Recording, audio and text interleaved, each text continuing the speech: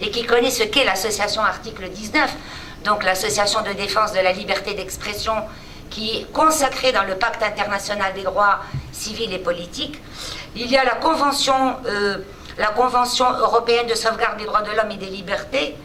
Peut-être que je la citerai, cette Convention européenne de sauvegarde, son article 10 qui dit « Toute personne a droit à la liberté d'expression. Ce droit comprend la liberté d'opinion et la liberté de recevoir et de communiquer des informations ou des idées sans qu'il puisse y avoir ingérence d'autorité publique et sans considération de frontières. Le présent article n'empêche pas les États de soumettre l'entreprise privée. Il y a la charte africaine, et puis je tenais aussi à dire que dans la charte africaine des droits de l'homme et des peuples de 1981, il existe un article sur la liberté d'expression. En fait et en réalité, alors tous ces textes qui consacrent le droit d'expression comme un droit de l'homme, en réalité ne peuvent pas résumer la liberté académique. La liberté d'expression n'est pas la liberté académique, mais seulement une de ses composantes, comme on va le voir au moment de la définition des composantes ou du contenu de la liberté, de ce concept un peu formel qu'aujourd'hui on tente de définir et d'en connaître les différentes facettes ou les différentes composantes. Donc la liberté d'expression n'est qu'une des composantes de la liberté académique, car la liberté académique au singulier est assise, comme vous l'avez très très bien dit tout à l'heure, sur l'idée d'université, sur l'existence d'une institution qui s'est présentée historiquement comme une institution indépendante du savoir et qui a livré de très grands combats contre la puissance religieuse ou le pouvoir religieux, contre le pouvoir politique. Et donc la liberté académique ne se conçoit que dans l'idée qu'il existe un lieu, quelque chose qu'on appelle université, et donc une institution qui est indépendante. Et donc cette institution, son objet, c'est qu'elle est le lieu d'exercice d'un métier. C'est extrêmement important. L'universitaire, qu'il soit chercheur ou autre, exerce un métier, et ce métier, c'est de propager le savoir, la connaissance critique, et la connaissance critique partagée entre une communauté, dont vous avez parlé également, qui est la communauté des universitaires, et on le verra, la communauté des universitaires, c'est vrai, il y a une controverse. Moi, je suis partisane de ceux qui disent que les acteurs de cette communauté ne sont pas deux seulement, mais sont trois, parce que l'institution universitaire elle-même, en tant qu'institution, est un acteur. Il faut l'organiser en tant que tel. Donc, voilà pour... alors, on le voit dans cette définition, les éléments, donc dans ce que je viens de présenter, les éléments qui sont consubstantiels à la liberté académique. Donc la liberté académique a pour condition première d'existence l'indépendance de l'institution, ce que les juristes appelleraient le service public en réalité, un service public personnalisé, indépendant, dont elle constitue en retour la garantie institutionnelle. C'est ça qui est intéressant, c'est qu'il va y avoir une sorte de dialectique entre l'institution, l'indépendance de l'institution, qui est, elle, la condition d'exercice de la liberté académique. Mais une fois qu'il y a liberté académique, l'institution devient, elle aussi, garante de cette liberté académique. Donc il y a une sorte de dialectique et de mouvement entre et l'indépendance de l'institution et le principe même de la liberté académique. Le deuxième élément qui est consubstantiel à la définition, c'est que la liberté académique est une liberté fondamentale de l'universitaire chercheur. Vous avez bien vu que j'ai mis un E également, un chercheur. Elle serait en quelque sorte une liberté professionnelle. Et c'est important pour un juriste, en tout cas pour nous, pour la communauté des universitaires, que quand je dis professionnel, je ne minimise pas son importance. Au contraire, parce que étant agent public, et on parle bien de l'université publique, étant agent public, on va être soumis également aux obligations des agents publics. Et donc il sera important de voir quelle est la relation qu'un agent public, un fonctionnaire de l'État comme nous, des fonctionnaires d'un genre un peu particulier, justement, et en quoi il y a genre particulier par rapport aux obligations qui sont imposées à l'ensemble des agents de l'État. Et on verra tout à l'heure la redoutable obligation de réserve qui souvent a été appliquée contre les universitaires et les chercheurs pour les faire taire et leur imposer des sanctions disciplinaires et parfois même des sanctions pénales. Donc c'est important de savoir qu'il s'agit d'une liberté professionnelle et qu'elle ne peut pas, de mon point de vue bien entendu, mais on peut en discuter, ne peut pas être conceptualisée et réfléchie comme un droit de l'homme universel, un droit humain au sens où on parle des droits humains aujourd'hui, comme la liberté d'opinion, la liberté d'expression, le droit à la vie, etc. Le troisième élément de cette liberté, de notre définition, c'est que la liberté académique intéresse une communauté universitaire où les principaux acteurs sont l'institution elle-même, je viens de le dire, les enseignants, mais également les étudiants. Ce qui donnera peut-être des pistes à Habib qui veut élaborer une charte. Cette charte, si jamais elle doit être élaborée avec la communauté. Si elle est élaborée uniquement avec les universitaires, elle est vouée à l'échec. Il faut qu'il y ait participation de toutes les parties prenantes, sinon ce sera encore une fois un acte unilatéral venant d'un seul bord. Alors la troisième chose que je voudrais dire dans cette petite introduction, et on a parlé de clarification des valeurs, c'est justement la nouvelle dimension constitutionnelle de la liberté académique. C'est très important, je crois qu'on n'a pas mesuré l'importance de l'article 33 en Tunisie. L'article 33, je vous le lis, le voilà. Les libertés académiques et la liberté de la recherche scientifique sont garanties. L'État fournit les moyens nécessaires au développement de la recherche scientifique et technologique. Cet article 33, de mon point de vue, est extrêmement lourd de sens, parce qu'il a tranché le débat. Je viens d'avoir un débat sur est-ce que la liberté académique est assise sur la liberté d'expression.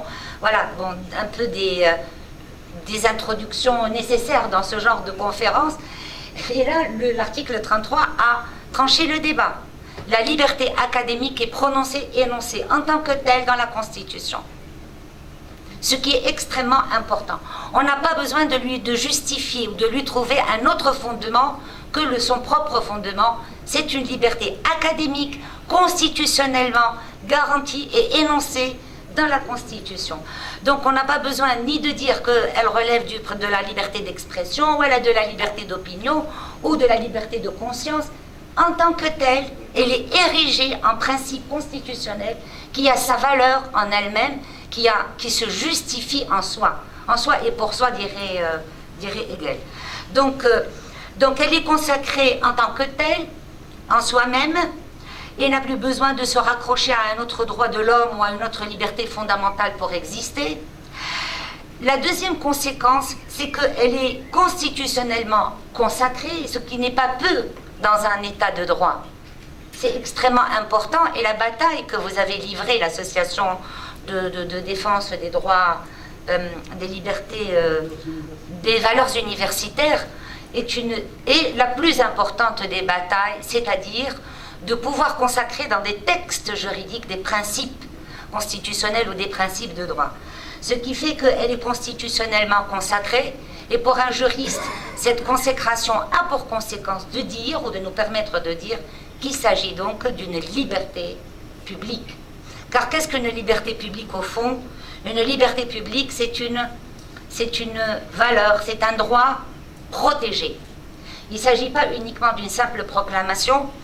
Le système va se mettre en branle, presque, et chaque liberté ou chaque droit qui est consacré juridiquement et par la norme la plus importante dans l'État, va suivre, donc le système va suivre, et ce droit-là sera protégé notamment par les juridictions, que ce soit les juridictions de droit commun, donc les tribunaux de droit pénal ou le tribunal civil, mais également les tribunaux administratifs. Vous savez que la Tunisie a un régime de dualité de juridiction, et les agents publics comme les professeurs et les universitaires, on est soumis en général aux règles de la fonction publique et aux juges administratifs, sans compter bien entendu aujourd'hui aussi le contrôle de constitutionnalité et surtout la question prioritaire de constitutionnalité qui sera évoquée ou invoquée par les personnes privées devant n'importe quel tribunal. Donc voilà la liberté, donc liberté publique, protégée par le droit et en particulier protégée par le droit et l'article 49, si Mohamed, par l'article 49 de la... Si Tawfiq, pardon. Et l'article 49 de la Constitution tunisienne. Je passe très rapidement l'article 49 qui donne exactement le régime de droit public. C'est-à-dire qu'il n'y a aucune restriction à la liberté et aux libertés publiques que par un acte législatif, donc les actes réglementaires, les petits textes de l'administration, les circulaires, les notes, les décrets, etc. Tout ça est à balayer et on a les moyens de le balayer juridiquement. Donc il faut un texte législatif qui en plus détermine ou peut apporter des restrictions à la liberté, mais, dit le texte constitutionnel en Tunisie, sans porter atteinte à leur essence, sans porter atteinte à l'essence même de la liberté, que cette liberté doit se faire, que s'il y a une restriction, c'est dans le cadre de ce qu'exige un État civil, Dawla Madaniya, un État civil et démocratique. Donc c'est très très bien comme balise pour les restrictions, les possibles restrictions aux libertés publiques, bien sûr dans le cadre de la proportionnalité et dans le respect de l'objectif recherché. Donc voilà un ensemble de principes extrêmement importants qui ont été consacrés dans la Constitution tunisienne et qui sont le reflet d'une très très grande évolution de la pensée juridique sur qu'est-ce qu'une liberté publique et comment elle doit être protégée. Et enfin, il y a également, si vous voulez, mais pour aller vite, la liberté publique, à part l'article 49, si Tawfiq Samahni, donc à part l'article, non, Qabal Hachwaya, Qabal abandon de la règle du non-retour. Peu importe, en tout cas, il y a cette liberté est tellement, donc comme toute liberté publique, hein, c'est juste pour montrer que la liberté académique est une liberté publique constitutionnellement protégée. Il y a dans le Conseil constitutionnel français, et là je fais un peu de droit comparé, qui a considéré, il y a une théorie que les juristes appellent l'effet cliquet. C'est pas, ça a l'air d'être un peu savant, mais c'est rien du tout. C'est la règle de non-retour, c'est-à-dire qu'une fois qu'il y a des libertés qui ont été accordées à un corps, voilà, à un groupe, l'État n'a plus le droit de revenir en arrière. Donc il y a comme une obligation de non-régression.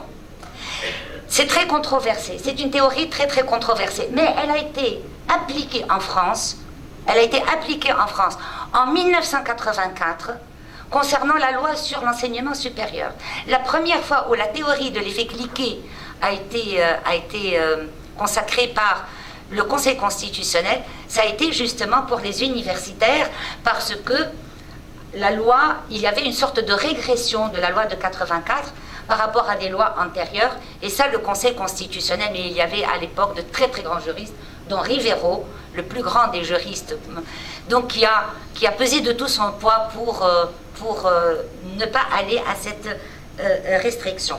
Alors aujourd'hui, bien entendu, on dit que c'est controversé, mais malgré tout, comme vous le voyez dans la décision de 2003, on lit à la fin que l'exercice de ce pouvoir ne saurait aboutir à priver de garantie légale des exigences de caractère constitutionnel. Même si la théorie du non-retour est un peu controversée parce qu'il y a comme une atteinte au pouvoir souverain du législateur. On lui dit, vous n'avez pas le droit de modifier la loi et de revenir, alors que toute la démocratie représentative est bâtie sur l'idée que le souverain est souverain, et que la loi ne peut mal faire, et que par la loi, il peut tout faire. Or, aujourd'hui, bien entendu, c'est beaucoup plus substantiel, et on admet que le législateur puisse modifier un certain nombre de choses, mais que le législateur, malgré tout, pour ce qui concerne, en tout cas l'enseignement, ne peut pas ne pas accorder les garanties essentielles à un principe constitutionnel, ne peut pas aller à l'encontre d'un principe constitutionnel. Principe que le Conseil constitutionnel est allé chercher nulle part.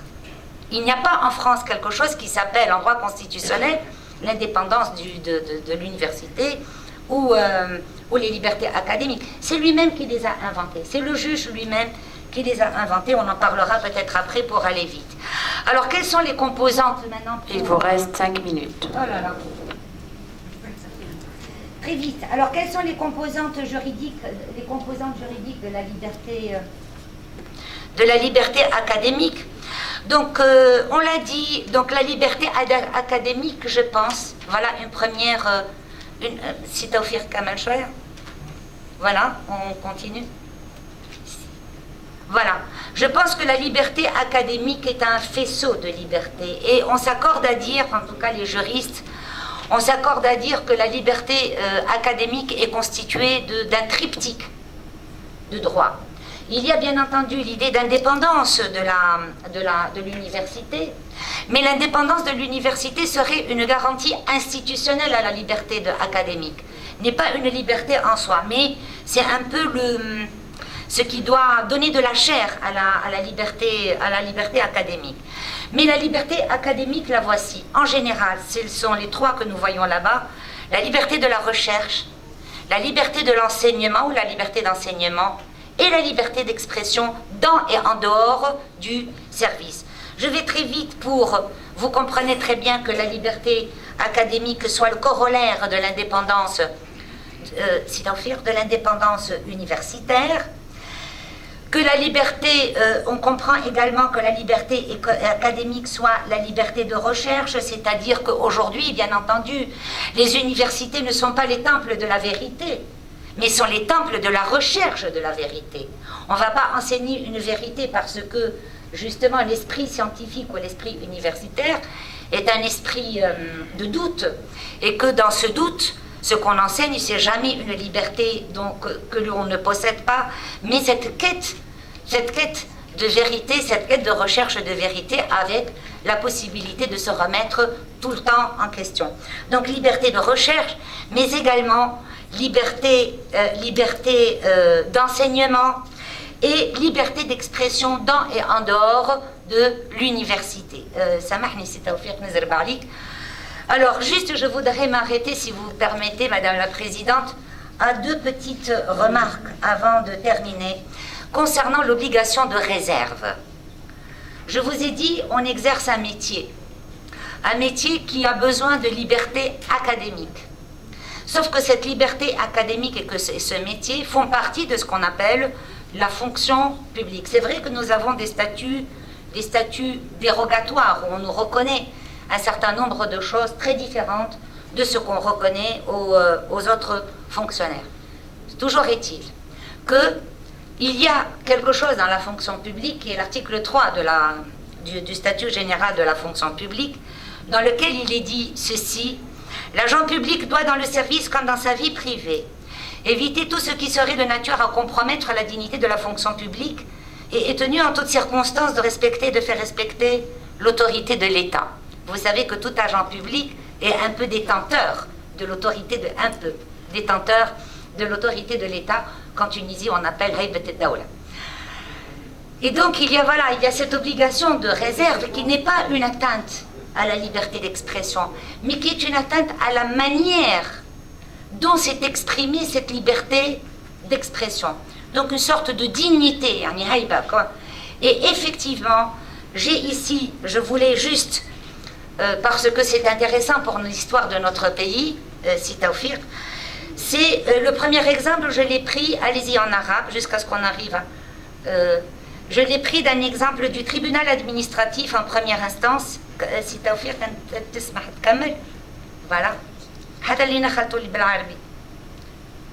Voilà. Donc le tribunal administratif en première instance, en avril 2001, c'est des histoires très très très connues par nous.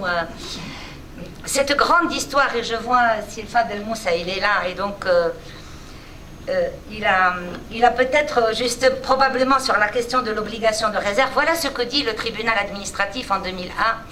Et c'est pour ça qu'on a de l'admiration pour le tribunal administratif qui était une enclave de liberté dans un pays de dictature. Il avait sorti cela dans les grandes années de répression en Tunisie.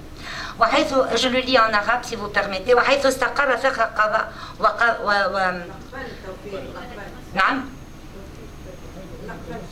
اللي قبلها سي توفيق 14 افريل 2001 عايشك سامحني.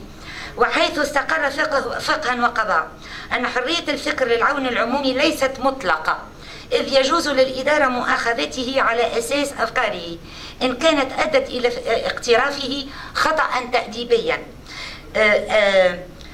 مثل اتيانه تصرفات مخالفه لواجبي التحفظ، l'obligation de réserve اسمها واجب التحفظ، أو إخلاله بالواجبات المضمنة بالفصل 3 من قانون الوظيفة العمومية.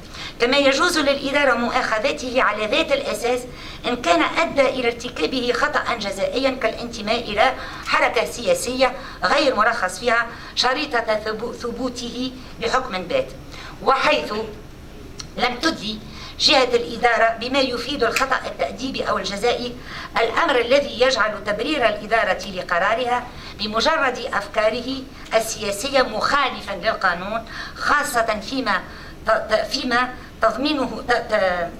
تضمنه من حرية الفكر ومبدأ المساواة. لذلك أقرت المحكمة الإدارية بانحراف السلطة، c'est-à-dire un détournement de pouvoir. C'est la pire des qualifications juridiques, le détournement de pouvoir par l'administration. Pour respecter l'égalité entre l'homme et la femme, il faut clôturer. Alors je conclus peut-être, malheureusement, mais bon, il me reste 3 pages, c'est pas grave. Alors, donc voilà, liberté, donc on a compris la liberté, on a compris qu'elle a besoin de garanties. Elle a besoin de garanties institutionnelles, voilà. Parmi les garanties institutionnelles, c'est l'indépendance institutionnelle, donc la collégialité, les élections, la participation, etc. Et je vous dirais peut-être, peut-être mes amis vont m'en vouloir un peu, l'indépendance de l'université a été conçue contre le syndicat, qui est un pouvoir. C'est pour ça que la représentation des enseignants est une représentation individuelle. Le syndicat ne peut pas parler au nom de la communauté. C'est historiquement que les choses se sont passées comme ça pour donner justement à tout enseignant, tout chercheur, la liberté de pouvoir s'exprimer contre tous les pouvoirs qui peuvent exister dans les universités.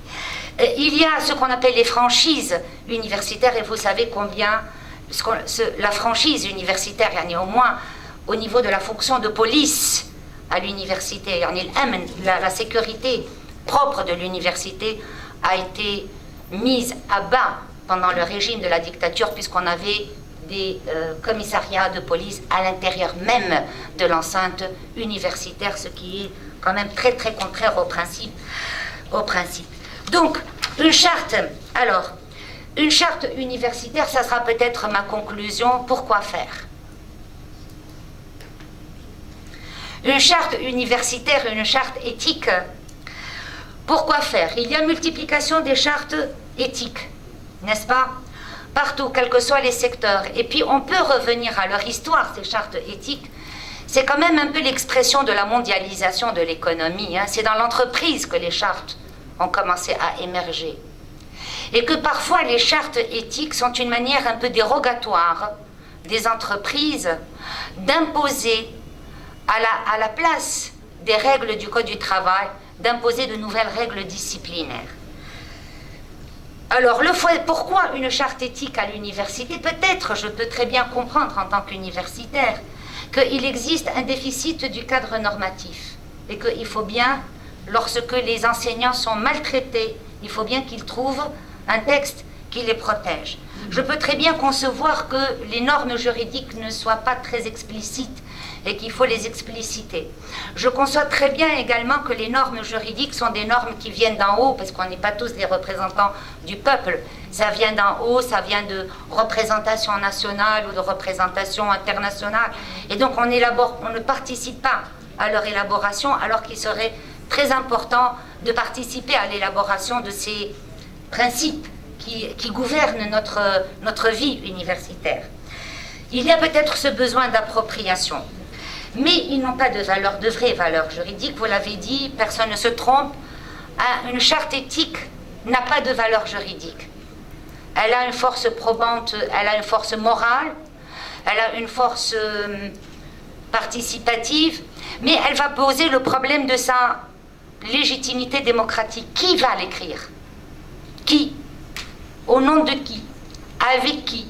Qui va l'adopter? Donc ça va poser un grand nombre de problématiques. C'est pour ça, et je termine totalement, Madame la Présidente, pour moi, en tout cas, qui ai vu les textes juridiques, je trouve que le texte qui nous concerne sur l'enseignement supérieur, si je ne m'abuse, c'est un texte de 2008, n'est-ce pas, qui a été révisé en 2011, est un texte inapproprié, totalement différent de ce à quoi on aspire. Il n'y a ni mot indépendance, ni mot liberté académique, ni liberté de recherche, ni rien du tout. Même science, ça n'existe pas. Ce qui existe, c'est formation. Quand on lit le texte de 2008, il est, donc je pense que si j'ai une recommandation, bien entendu avec toutes les limites de la pensée d'un juriste ou d'une juriste un peu formaliste, je sais qu'on a une pensée formaliste, mais je pense que c'est très très important de construire et de bâtir des textes, d'abord de valeurs juridiques sur lesquelles on peut par la suite continuer à travailler. Et si j'ai une recommandation, si je vous lis par exemple à rebours les premiers textes, et vous en avez parlé, vous avez dit que les pères fondateurs de l'université tunisienne avaient une haute idée de l'université, eh bien vous allez trouver dans les textes de 75 et dans les textes de 60, etc., on va retrouver le principe de l'indépendance de l'université, de la liberté d'enseignement, de la bonne entente entre l'enseignant et les étudiants. On va trouver le principe de la liberté de la recherche, ce qu'on ne trouve pas dans les textes d'aujourd'hui. Donc, ma recommandation, bien sûr, charte éthique, c'est très bien, c'est un très bel exercice collectif d'appropriation, de proximité, de débat entre nous et de souder aussi, de nous constituer en communauté, parce qu'on est très cloisonnés les uns des autres, mais priorité, donnons priorité, puisque vous avez livré ce combat, l'association des valeurs universitaires, vous l'avez livré ce combat, livrez un